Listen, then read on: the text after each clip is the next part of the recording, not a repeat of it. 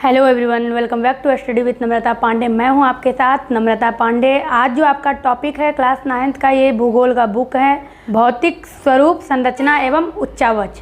इसको समझना है और जिस तरह की आपके इस अध्याय में डिटेल दिया हुआ है लाइन बाय लाइन, आप किसी भी वीडियो में जाइएगा, किसी भी चैनल पे जाइएगा तो ये संभव नहीं है, क्योंकि ज्योग्राफी एक ऐसा सब्जेक्ट है कि अगर एक चैप्टर को लाइन बाय लाइन डिटेल में पढ़ाना शुरू किया जाए तो एक चैप्टर को बोर्ड पर इस तरह कंप्लीट करने में 2 से 3 घंटे लग सकते हैं, और ये भी मिनिमम, मैक्सिमम नहीं है। तो जो महत्वपूर्ण पॉइंट होता है वो मैं उठाकर आपके सामने में लाती हूँ, आपको जिस तरह से पता है। और आपको और भी डिटेल समझना है तो आपके पास बुक होना चाहिए जो मैं बता देती हूँ। मैं जिस पॉइंट को आपको समझाती हूँ उस पॉइंट से जुड़े हुए आप कम से कम 8 से 10 टॉपिक समझ सकते हैं कि किस चीज़ का कहाँ से उत्पत्ति हुई है, किस चीज़ का कहाँ पर जाके अंत हुआ है। जिस तरह मैं ज्योग्राफी में आपको बता रही हूँ, ये काफ़ी आप लोगों के लिए महत्वपूर्ण है। जो सीटेट के लिए हैं, जो सीटेट के कैंडिडेट हैं उनके लिए भी ये महत्वपूर्ण है, और जो स्टेट के हैं वो तो हैं ही। इसके पहले क्लास में मैंने स्थिति एवं विस्तार बताया है। अगर आप लोगों में से किसी ने नहीं देखा है तो उसको ज़रूर देखिएगा। मैं आई बटन पर और डिस्क्रिप्शन बॉक्स में दे दूँगी, इंड स्क्रीन में भी देने का प्रयास करूंगी। आप लोग उसको ज़रूर समझिएगा, और उसका भी मैंने नोट्स दे दिया है, यानी कि नोट्स से पढ़ा दिया है। और ये जो अध्याय है इसको भी मैंने नोट्स से पढ़ा दिया है। 2 अध्याय तक हमने नोट्स से कंप्लीट करवा दिया था और तीसरा बचा हुआ था। तो जिस तरह की हमने आपको बताया है कि जिस तरह हम आपको बता रहे हैं इसको आप पढ़िए, समझिए। बाकी इस अध्याय से हम आपको ऑब्जेक्टिव प्रश्न देंगे, उत्तर सहित अगर नहीं दे पाएँ। और दूसरी बात यह है कि अचानक से अगर आपके एग्ज़ाम का डेट आ जाता है तो आप लोगों को मेरे वीडियो के भरोसे नहीं रहना है। आप लोग अपने पास भी बुक रखिए और उसको उल्टा कर देखते रहिए, क्योंकि किसी भी टीचर के लिए ये संभव नहीं है, जो भी यूट्यूब पर बता रहे हैं उनके लिए ये संभव ही नहीं है कि इसको 1 महीने के अंदर ख़त्म कर देना। आपके पास भी 9th का बुक है, 10th का बुक है, ये समय लेगा, इट विल टेक टाइम। इसीलिए आपको बुक से भी अध्ययन करते रहना है। एग्ज़ाम नज़दीक आने पर मैं प्रयास करूंगी कितना मैं आपको ऑब्जेक्टिव उपलब्ध करा पाती हूं, और जो मैं ऑब्जेक्टिव उपलब्ध कराऊंगी उस ऑब्जेक्टिव का आंसर करने के लिए आप एक बार फिर से अध्याय को पढ़िएगा तो आपको तो याद होना ही होना है। तो आपके लिए ये काफ़ी हेल्पफुल क्लास सारा है जो मैं आपको बोर्ड पर समझा रही हूँ। तो आज हमें समझना है भौतिक स्वरूप, संरचना एवं उच्चावच। तो ये किसका भौतिक स्वरूप? तो भारत का। तो सबसे पहले हम यहाँ पर भारत का एक चित्र बना लेते हैं। हमने ये भारत का मानचित्र बनाया। आप जिस तरह देख रहे हैं ये श्रीलंका आपका नीचे में है। हमको भारत का जिस तरह के आपका अध्याय है भौतिक स्वरूप, तो सबसे पहले हम भारत के विभाजन को समझेंगे। अभी हमने विशेष कुछ नहीं समझाया, अभी हमें बहुत कुछ जानना है।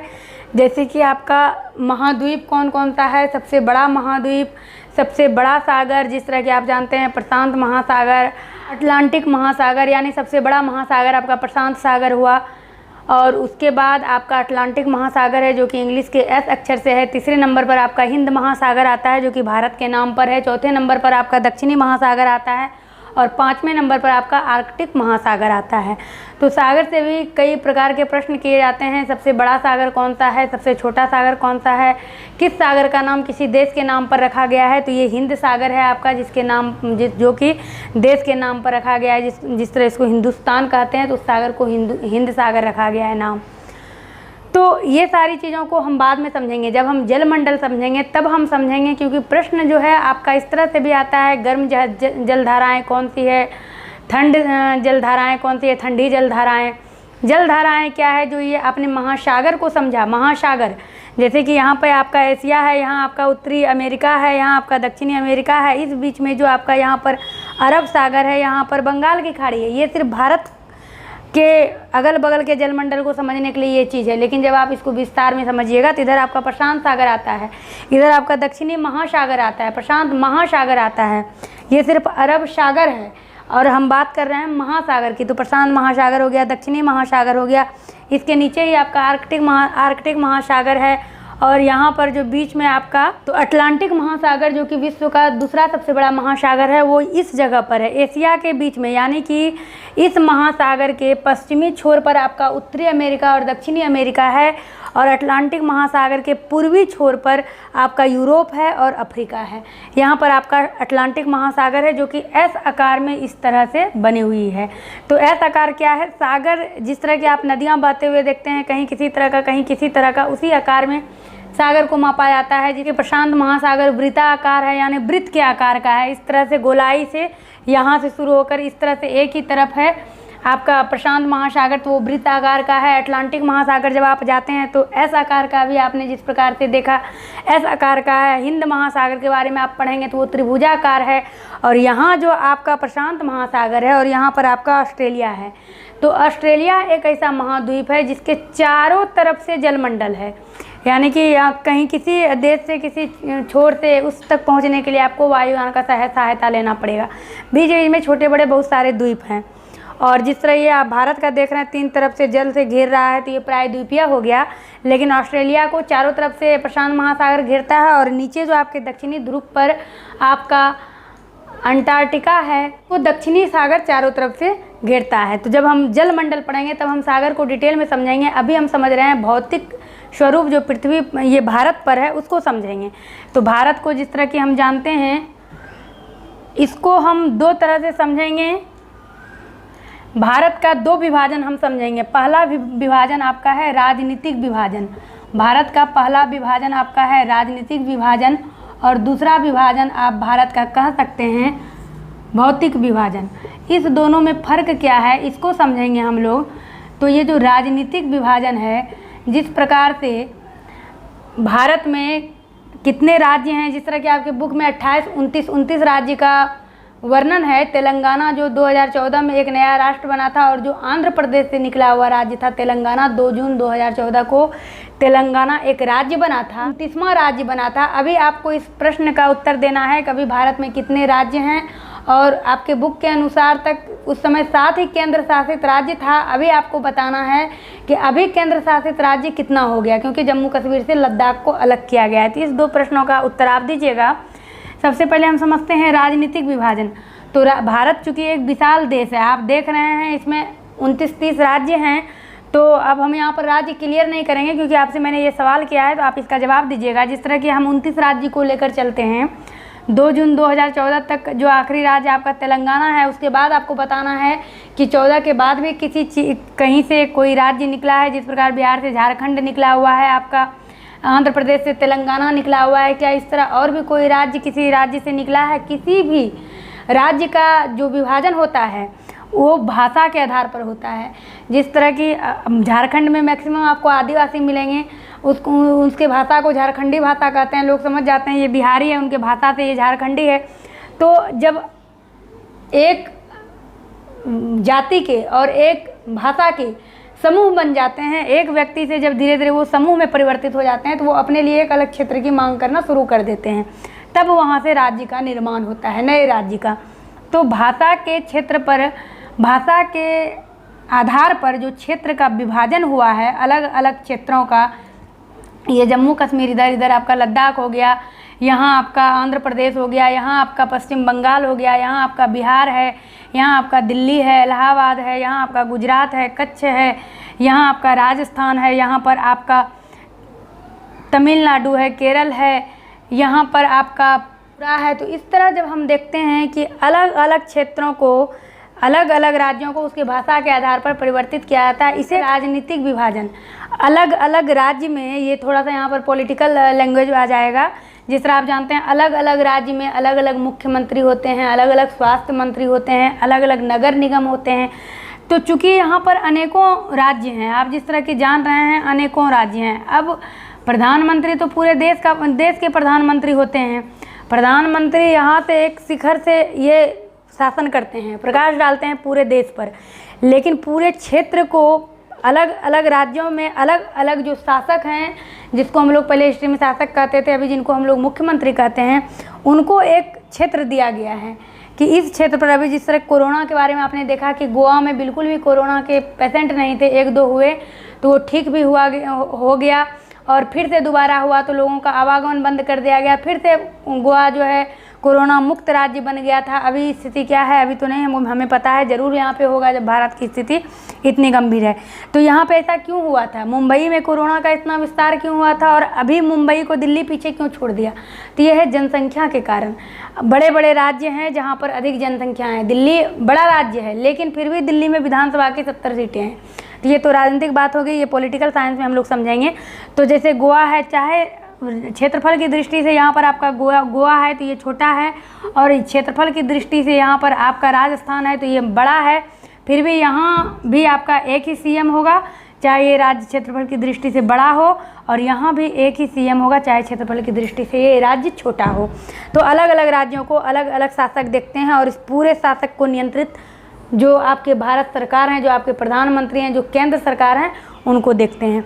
तो ये जो भारत का राजनीतिक विभाजन है, ये है आपका राजनीतिक विभाजन, भाषा के आधार पर अलग अलग क्षेत्रों में बांटना जो है। जैसे दिल्ली की राजधानी आपकी दिल्ली हो गई, तो इस तरह से जो है बिहार की राजधानियाँ, अगर आपका बिहार है, बिहार की राजधानी पटना हो गई। अब किस आधार से किस शहर को राजधानी में तय किया जाता है, ये भी आपको किसी वीडियो में बताएंगे। तो ये है आपका राजनीतिक विभाजन, ये है आपका राजनीतिक विभाजन, जिसको कि आपने कंप्लीट समझ लिया। अब हम लोग समझेंगे भौतिक विभाजन, जो कि अति महत्वपूर्ण है। राजनीतिक विभाजन को तो 2 शब्दों में हमने समझ लिया, अब हम आते हैं भौतिक विभाजन पर। तो इसको मिटा लेते हैं।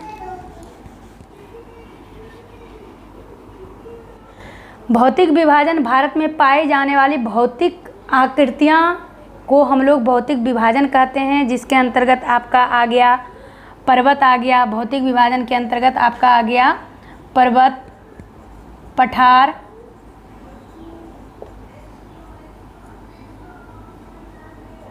मैदान, तट, द्वीप समूह, द्वीप समूह, ये है भौतिक विभाजन आपके भारत का। ये द्वीप समूह क्या है, तो भारत का जो 2 द्वीप समूह है, इधर आपके बंगाल की खाड़ी में अंडमान निकोबार द्वीप समूह, और ये है आपका इधर लक्षद्वीप द्वीप समूह। 2004 में जो सुनामी आई थी, तो आप बताइएगा भारत का कौन सा तट, कौन सा द्वीप समूह जो है वो डूब गया था, और किस तरह भारत के तट तक वो सुनामी पहुंची थी। सुनामी कैसे आती है, ये भी जलमंडल में ही आपको समझना है। बस आपको ये समझना है कि जिस तरह आप पृथ्वी पर भूकंप देखते हैं, पृथ्वी पर कंपन होती है, यही कंपन समुद्र के तल में जब होती है, तब समुद्र में जो है लहरें उठती है, और वो लहरें बेहिसाब उठती है, उसी को हम लोग सुनामी कहते हैं, और वही विनाश का कारण होता है। इसको हम लोग प्राकृतिक आपदा कहते हैं। बाढ़ हुआ, तूफान हुआ, सुनामी हुआ, भूकंप हुआ, इन सभी को हम लोग प्राकृतिक आपदा कहते हैं। इसी में कुछ अंतर्जनित आपदा होती है और कुछ बहिर्जनिक होती है, जिसे हम लोग बाहर से जिस आपदा को, जिस चीज़ों को देख रहे हैं वो बहिर्जनिक है। अब बाढ़ से हम लोग डूब रहे हैं, तो इसका कहीं ना कहीं एक कारण है कि ये अंतर्जनित बल के कारण बाढ़ आया है। समुद्र में, सागर में पानी बढ़ा तभी तो बाढ़ आया। जिस प्रकार आप जान रहे हैं बारिश कैसे होती है या पानी कैसे ऊपर आता है, तो समुद्र में जो जल है वो स्थिर होता है, लेकिन जब पवनें चलती है, हवा जब चलती है, हवा जब बहती है, तो हवा के बहने की दिशा के नाम से पवन का नाम दिया गया है। ये पछुआ पवन है, ये पूर्वैया पवन है, तो पवन को बयार भी हम लोग कहते हैं।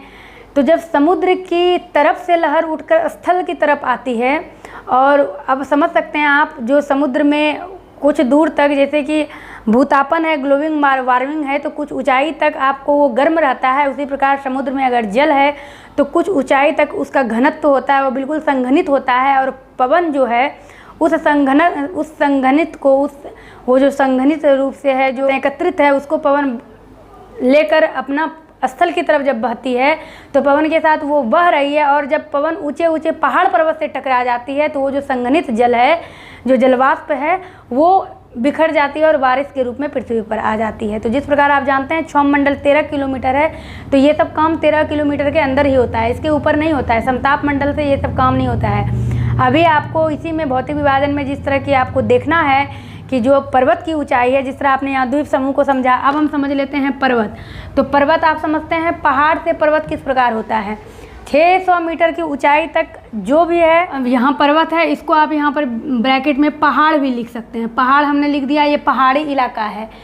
तो पहाड़ी इलाका क्या है, पहाड़ क्या है, तो वैसा भाग, वैसा स्थलीय भाग जो आसपास की भूमि से, ये आसपास की भूमि है और स्थलीय भाग ही है, पहाड़ भी स्थलीय भाग है, यानी कि पहाड़ भी स्थल ही है और पृथ्वी के अंदर जो आपके प्लेट में गति होती है। आपके इस एक्सरसाइज में ये भी दिया हुआ है कि 6 बड़ी प्लेटें हैं, जिसके अंतर्गत ऑस्ट्रेलियाई और ऑब्लिक में देकर आपका दिया है भारत भूखंड, फिर यूरोप है आपका, यूरेशिया है, जिस तरह एशिया और यूरोप को अलग करके हम लोग 7 महाद्वीप पढ़ते हैं, लेकिन इसमें आपको यूरेशिया प्लेट दे दिया गया है। तो 2 आपका ये हो गया ऑस्ट्रेलियाई, यूरेशिया, तीसरा आपका अफ्रीका हो गया, चौथा आपका अमेरिका हो गया और 5वां जो है आपका प्रशांत भूखंड है, छठा आपका अंटार्कटिक भूखंड है।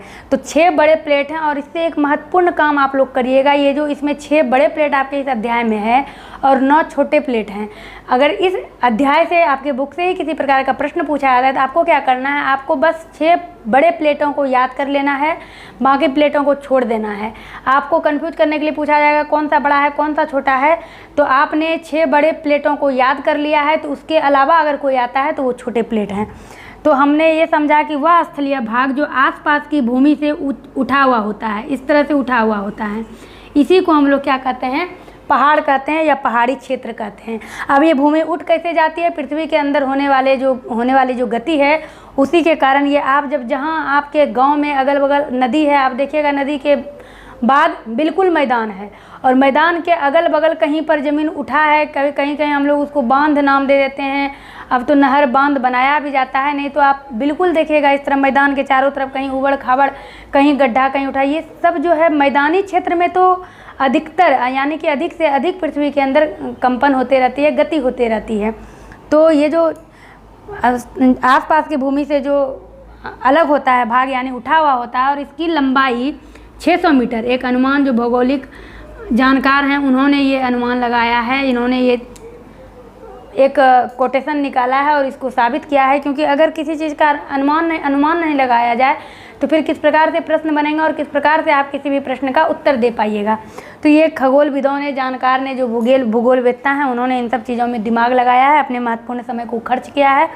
तो 600 मीटर तक जो भी ऊंचा है वो पहाड़ होगा और 600 मीटर से जब ऊपर चल जाता है वही चीज़ यहाँ से इस तरह करके और 600 मीटर से जैसे ऊपर जाएगा तो वो हमारा पर्वत हो जाएगा। तो यही डिफरेंस है आपके पहाड़ और पर्वत में। अब आपके इस अध्याय में प्रश्न है कि 800 से 8000 से ऊंचे पर्वतों का नाम बताइए। तो आप जानते हैं माउंट एवरेस्ट। अब माउंट एवरेस्ट तो है लेकिन ये भारत में नहीं है। अगर आपसे पूछ लिया जाए विश्व का सबसे ऊंचा पर्वत तो ये तो आपका हो गया माउंट एवरेस्ट, जो कि आपके नेपाल में है। ये देखेंगे आप, ये नेपाल में है आपका mount Everest. Mount Everest Nepal में है और ये 8848 मीटर ऊंचा है। अभी यहाँ 600 मीटर की बात हो रही है, लेकिन सबसे ऊंचा अगर विश्व में पूछे तो ये है आपका माउंट एवरेस्ट, जो कि नेपाल में है। लेकिन जब भारत की बात की जाए तो भारत में जब आप आएंगे तो ये है आपका K2 इस तरह करके आपका इस पर्वत का नाम है K2 और इसकी ऊंचाई जो है 8611 मीटर है। इस तरह से आपको याद करना है। ऊंचाई के अनुसार अगर आप देखिएगा तो नेपाल, भारत, फिर तीसरा जो पर्वत है, शिखर है, जो कि ये भारत में ही है, नेपाल में है, फिर से नेपाल में है। इस तरह आपको याद करना है। एक बार भारत, एक बार नेपाल, 2 बार भारत, 2 बार नेपाल, 4 बार भारत।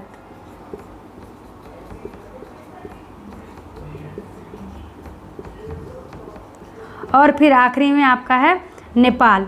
तो सबसे छोटा जिसको कि पर्वत की कैटेगरी में रखा गया है वो नेपाल में है और उसकी ऊंचाई 7728 मीटर है। इस तरह से आपको ये याद रखना होगा।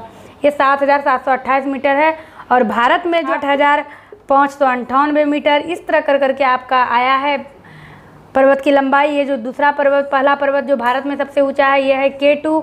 उसके बाद जो पर्वत है ये है कंचनजंगा, आपका कंचनजंगा। तो ये चूँकि इसको इतना लिखना समय की बर्बादी है, क्योंकि ये आपके बुक में बिल्कुल डिटेल में दिया हुआ है, तो आप इसको खुद से भी कर सकते हैं। तो इसको हमने ये समझा, ये माउंट एवरेस्ट तभी हुआ है। और ये जो पर्वत आप पृथ्वी पर देख रहे हैं 8848 किलोमीटर है। इसी तरह समुद्र स्थल में भी पर्वत है। समुद्र स्थल में भी पर्वत है और गर्त भी है। गर्त क्या हुआ? जस्ट पर्वत का अपोजिट, यानी कि पर्वत जिस तरह हम ऊपर उठे हुए देखते हैं, गर्त हुआ बिल्कुल नीचे गड्ढा। जब गर्त में पहुंचेंगे तो उसको हम समझेंगे, तो हमने इसको समझा। अब जो है हमारा ये भौतिक पर्वत पठार भी हमने समझ लिया। अब है आपका मैदान। तो मैदान जो है आपका यहाँ पर है, यहाँ जो हिमालय है, ये जो पहाड़ी क्षेत्र है आपका, ये पहाड़ी क्षेत्र, और इस पहाड़ी क्षेत्र के दक्षिण में शिवालिक पहाड़ है शिवालिक। अब आप देखेंगे भारत का दक्षिण ये हुआ। हर चीज़ में जब तक दिशा का ज्ञान नहीं होगा तो समझना मुश्किल हो जाएगा। भारत का तो दक्षिण है ये हुआ, लेकिन यहाँ जो पहाड़ी इलाका है इसका दक्षिण आपका यहाँ हो गया। ये इसका दक्षिणी पहाड़ी को हम लोग शिवालिक कहते हैं, उत्तरी पहाड़ी को जिस तरह की हम लोग हिमालय कहते हैं, मध्य में जो है उसको हम लोग मध्य हिमालय कहते हैं, और यहाँ से उत्तर में भारत का उत्तरी मैदान है। ये जो आप मैदान देख रहे हैं, भौतिक आकृति जो भारत का है, ये उत्तर में आपका उत्तरी मैदान है, और उसके बाद ये यहाँ से आपका पठार शुरू होता है। इस प्रकार इस तरह करके कट पीट के यहाँ से पठार शुरू होता है इस तरह, और इसको प्रायद्वीपीय, भारत का प्रायद्वीपीय पठार ही इसको कहेंगे, क्योंकि पठार जो है लगभग यहीं से शुरू हुआ है। तो पठार क्या होता है? तो ये इसकी भी आकृति त्रिभुजाकार ही आप समझ सकते हैं, और ये भी ज़मीन से उठा हुआ रहता है, लेकिन पहाड़ पर्वत जो है ये ऊपर में इस तरह से शंक्वाकार रहता है, या फिर इस तरह से ऊपर में इस तरह शंक्वाकार ही उसको कह सकते हैं। लेकिन पठार जो होता है वो ऊपर में बिल्कुल इस तरह से स्क्वायर के रूप में होता है। पठार ज़मीन से उठा ये भी होता है, लेकिन ये इस तरह से स्क्वायर के रूप में पठार होता है। और जहाँ भी आप जलप्रपात देखते हैं वो पठार का ही देन होता है, यानी कि पहाड़ जब इस आकार का है, इस पर अगर बारिश गिरती है तो वो इस तरह से ढाल होने के कारण पहाड़ के ऊपर ही ऊपर बह जाती है और नज़र नहीं आता है। लेकिन जब पानी इस पठार पर गिरता है तो यहाँ से चारों तरफ पानी छिलकता है, बिल्कुल ऊपर से पानी गिरता है, कोई धार बनकर नहीं गिरता है। तो कोई भी जो जलप्रपात होता है, वाटर फॉलिंग, तो वो इससे ही होता है, पठार से ही होता है। अभी तो इसको हम लोग पठार कहते हैं। और उसके बाद आपका आ जाता है ये तट। तट भी भौतिक विभाजन ही। तो तट आप समझ रहे हैं किस तरह नदी का तट है, किस तरह सागर का तट है। तो चूंकि हम भारत के अंदर की बात कर रहे हैं, तो भारत के अंदर तो सागर हो ही नहीं सकता है, सागर तो द्वीप के बाहर है। भारत के अंदर तो नदियाँ ही होगी। तो भौतिक विभाजन जो नदियों से होती है, तो आपको ये भी इसमें समझना है। इधर जिस प्रकार से आपका अरब सागर है, आप जानते हैं इधर आपका अरब सागर है और इधर आपके बंगाल की खाड़ी है। तो आपसे सवाल किस प्रकार से ज्योग्राफी में किया जाएगा, इसको आप ध्यान से समझिएगा। नदियाँ जो है, नदियाँ लंबी ही होती है। यहाँ से जिस प्रकार सिंधु नदी यहाँ से निकलती है, नेपाल से निकलकर इस तरह से सिंधु नदी इधर से आकर बंगाल की खाड़ी में यानी कच्छ के रण में मिल जाती है। और सिंधु की जो सहायक नदियाँ अपने चेनाब नदी, ब्यास नदी, सतलुज नदी, ये सब जो सिंधु की सहायक नदियाँ हैं वो हुई, वो छोटी छोटी नदियाँ जो बड़ी नदियों में मिल जाती है। तो सिंधु नदी की ये सब सहायक नदियाँ हुई। और फिर यहीं से जो है नदी भी कभी कहीं एक दूसरे से अलग नहीं है, कहीं ना कहीं उसकी शाखाएं मिलती हुई है। फिर यहाँ से इस तरह से आपका गंगा नदी आता है, गंगा नदी, और इधर से ब्रह्मपुत्र नदी। और जब दोनों एक जगह मिल जाती है और दोनों मिलकर यहाँ बंगाल की खाड़ी में गिरती है, तो फिर यहाँ पर इस तरह से सबसे बड़ा बेसिन का निर्माण ये दोनों नदियाँ मिलकर करती है। इससे अनेक प्रश्न पूछा गया है किस नदियों से। हालांकि इसको एक बार हम लोग और रिपीट करेंगे जब हम लोग जलमंडल पढ़ेंगे। तो ये जो गंगा नदी है और ये जो ब्रह्मपुत्र नदी है, ये दोनों नदियाँ मिलकर ये बेसिन का निर्माण करती है, और इसको हम लोग सुंदरबन डेल्टा कहते हैं। सुंदरबन डेल्टा के नाम से जानते हैं। बेसिन क्या है? तो जब नदियाँ अपने लास्ट में होती है, यानी कि जब नदियाँ समुद्र में मिलने लगती है, तो वो अपने मुहाने पर जब आ जाती है, यानी आखिरी छोर पर जहाँ समुद्र और नदी का मिलन होता है, तो वहाँ से इस तरह त्रिभुजाकार यानी डेल्टा आकार का जब बन जाता है, तो उसी को हम लोग ये बेसिन कहते हैं। तो यहाँ पर सुंदरबन डेल्टा के नाम से इसको जाना जाता है, ब्रह्मपुत्र नदी और गंगा नदी। सवाल यहाँ से इस प्रकार के भी होते हैं कि गंगा नदी और ब्रह्मपुत्र नदी दोनों नदी जो मिलकर बेसिन का निर्माण करती है, सुंदरबन डेल्टा का निर्माण करती है, वो कहाँ गिरती है? ऑप्शन में आपका अरब सागर हो जाएगा, हिंद महासागर, बंगाल की खाड़ी थी, ये बंगाल की खाड़ी में गिरती है। इसको आपको ध्यान में रखना है, ये अति महत्वपूर्ण है। उसके बाद अब आप समझिएगा कि जिस तरह भारत में 70% जल है, 30% में हमारा भूमि है, स्थलीय भाग है, उसी प्रकार भारत में भी आप देखिएगा कहीं खाली स्थिति नहीं है। ये मैदानी इलाका है जहाँ की राजस्थान है, जहाँ पानी की बहुत कमी होती है। रेतीय स्थल है, बालू ही बालू होता है। ये आप देख रहे हैं पठारी इलाका है, इधर से आपका तट है, इधर से आपका तट है। पश्चिमी जो तट है वो बिल्कुल सांकरा है, जबकि पूर्वी तट जो है ये कहीं सांकरा है, कहीं चौड़ा है, कहीं सांकरा है, कहीं चौड़ा है।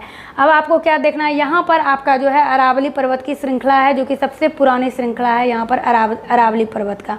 उसके बाद यहाँ पर बिंद और सतपुड़ा श्रेणी है, और इसी के बीच से आपकी तापी नदी और नर्मदा नदी बहती है। अब आपसे किस प्रकार के प्रश्न इससे पूछे जाएंगे कि ये आपसे पूछ दिया जाएगा, नदियों का तो आपको सारा नाम याद रखना और वो याद हो जाता है क्योंकि बिल्कुल सरल नाम है। और बिहार से जो नदियाँ बहती है वो जैसे कि कोसी नदी, जिसको कि बिहार का शोक कहा जाता है, तो उसको बिहार का शोक क्यों कहा जाता है, तो ये जो कोसी नदी की धार नेपाल से मिलती है, कोसी नदी में जब बाढ़ आती है तो बिहार के लिए ये विनाश का कारण होता है। बिहार डूबने पर होने लगता है और बिहार में शोक आ जाता है, इसीलिए कोसी नदी को बिहार का शोक नदी कहा गया है। आपसे अब प्रश्न पूछा जाएगा, ये जो तापी नदी है, नर्मदा नदी है, किस सागर में गिरती है, तो ये आपका अरब सागर में। इधर से जो पश्चिम से जो नदियाँ बहेगी वो पूरब में आकर यानी बंगाल की खाड़ी में गिरेगी। जैसे आपकी गंगा की नदी आप देख रहे हैं, पुत्र नदी यहाँ से आपका है, यमुना नदी वो भी बंगाल की ही खाड़ी में गिरती है। तो अलग अलग नदियाँ अलग अलग दिशाओं में गिरती है, ये आपको ध्यान रखना है।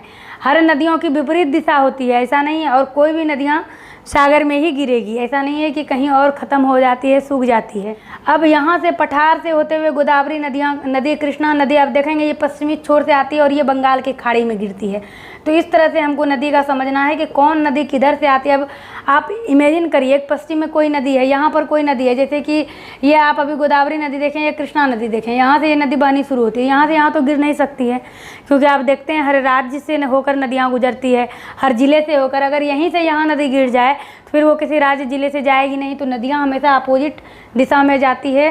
अगर पश्चिम से नदियाँ आ रही है तो पूरब में गिरेगी, पूरब से आ रही है तो वो पश्चिम में गिरेगी। ये महत्वपूर्ण चीज़ आपको इसमें याद रखना है। और यहाँ जो मैंने कहा कि सबसे बड़े बेसिन का निर्माण करती है, तो इसको यहाँ पर डेल्टा कह के आपसे पूछा जाएगा प्रश्न कि सबसे बड़े डेल्टा का निर्माण कौन सी दो नदियाँ मिलकर करती है, तो गंगा नदी और ब्रह्मपुत्र नदी। अब आपसे सवाल ये भी किया जाएगा, पूर्व की ओर बहने वाली नदियाँ कौन सी है। पूर्व आपका इधर हो गया, तो अभी तुरंत आपने देखा पूर्व की इधर जो नदियाँ बह रही है, गोदावरी नदी है आपका, कृष्णा नदी है आपका, महानदी है आपका, ये सभी बंगाल की खाड़ी में गिरती है, यानी ये सभी पूर्व की ओर बहने वाली नदियाँ हैं। तो आपको पूर्व की ओर बहने वाली नदियों को एक पेज में लिख लेना है। सारा कुछ आपको मेरे भरोसे नहीं रहना है, हम सब कुछ करवा देंगे, क्योंकि आप समझ सकते हैं कितना मुश्किल होता है। अगर 1 घंटे का वीडियो है तो इसमें उसको पोस्ट करने में मतलब कुल मिलाकर 3 से 4 घंटा समय लग जाता है एक वीडियो को पोस्ट करने में, तो संभव नहीं है। इसलिए आप लोग इतना प्रयास ज़रूर करिएगा। पूरब की तरफ गिरने वाली नदी और पूरब से बहने वाली नदी, दोनों में फ़र्क है। पूरब से बहने वाली नदी आपकी ये गोदावरी और कृष्णा नदी है, पूरब से बहने वाली, और पूरब में गिरने वाली नदी, पूरब से बहने वाली नदी या फिर पश्चिम से बहने वाली नदी। अगर आपसे पूछा जाए पश्चिम से बहने वाली नदी तो ये कृष्णा नदी कावेरी नदी है, और पश्चिम में गिरने वाली नदी तो ये नर्मदा नदी है, तापी नदी है। इस दोनों प्रश्नों में आपको अंतर समझना होगा और इस तरह से आपको अपना नोट्स तैयार करना होगा। इसको दक्कन का पठार हम लोग कहते हैं, और ये 5 लाख वर्ग किलोमीटर में फैला हुआ है, और ये इस पठार का निर्माण ज्वालामुखी से हुआ है। आप समझते हैं ज्वालामुखी के बारे में हमने नहीं बताया है आपको। ज्वालामुखी का भी वो भी एक प्राकृतिक आपदा ही है, ज्वालामुखी का फटना, लेकिन उससे कई तरह के खनिज प्राप्त होते हैं। और खनिज से आपको ये याद रखना है कि ये पठार के आसपास काफ़ी खनिज आपको मिल जाएगा अधिक मात्रा में, जैसे आपका लौह अयस्क हो गया या फिर कोयला हो गया। पठार के आसपास से ही खनिज मिलता है, और खनिज का भंडार जो है पठार के आसपास ही होता है। क्यों? क्योंकि खनिज जो है धरती के अंदर से आता है, पठार ज्वालामुखी से बनता है। ज्वालामुखी जब अंदर से निकल के फटता है तो अब उसके अंदर से क्या निकल रहा है, क्या है, और उसने पठार का रूप ले लिया है। तो इसीलिए पठार के आसपास खनिज के भंडार को माना जाता है कि खनिज का भंडार पठार के आसपास। आपको ये भी ऑप्शन में दे दिया जाएगा खनिज का भंडार कहाँ आपको मिलता है, पठार के आसपास, पर्वत के आसपास, मैदान में, तट में। तो ये आपको ध्यान में रखना है, पठार के आसपास खनिज का भंडार होता है। तो मैदान है, मैदान का निर्माण आप समझते हैं किस तरह यहाँ से होकर कई सारी नदियाँ बहती है आपकी, बड़ी बड़ी नदियाँ, और उसी नदियों के साथ जो जलोढ़ मिट्टी आती है, और वो मिट्टी जो किनारे पर छोड़ती हुई जाती है, जिससे विशाल मैदान का निर्माण हुआ है। भारत का उत्तरी मैदान का निर्माण हुआ है, इसको आपने समझा। और पठार को आपने समझा, पठार किस तरह से होता है, पर्वत पहाड़ी आपने समझा, द्वीप समूह आपने समझा, तट समझा। तो ये है आपका भौतिक विभाजन। हालांकि इस अध्याय में आपको और भी बहुत कुछ समझना है, बहुत कुछ, लेकिन मैंने इसको नोट्स में भी पढ़ाया है, तो उस वीडियो को ज़रूर देखिएगा। प्लेलिस्ट में आपका ज्योग्राफी का बना हुआ है। ये सारे जो टॉपिक हैं आपको बहुत मदद करने वाले हैं। तो आज बस इतना ही। वीडियो को लाइक करिएगा, कमेंट कर अपनी प्रतिक्रिया दीजिएगा, आपके लिए वीडियो कितना उपयोगी रहा, क्योंकि आप लोग वीडियो देख नहीं रहे हैं। ज्योग्राफी परेशान थे, लेकिन जब मैंने क्लास लेना शुरू किया तो देखने वालों की संख्या बिल्कुल कम है, आप लोग देख नहीं रहे हैं। तो वीडियो को अधिक से अधिक देखिए, लाइक करिए, शेयर करिए, कमेंट कर अपनी प्रतिक्रिया दीजिए। चैनल पर नए हैं तो सब्सक्राइब करिए और प्ले लिस्ट में जाकर आप देखिए, आपको सारा क्लास मिल जाएगा। तो मिलते हैं हम आपसे अपने अगले वीडियो में। बने रहिए इस चैनल के साथ।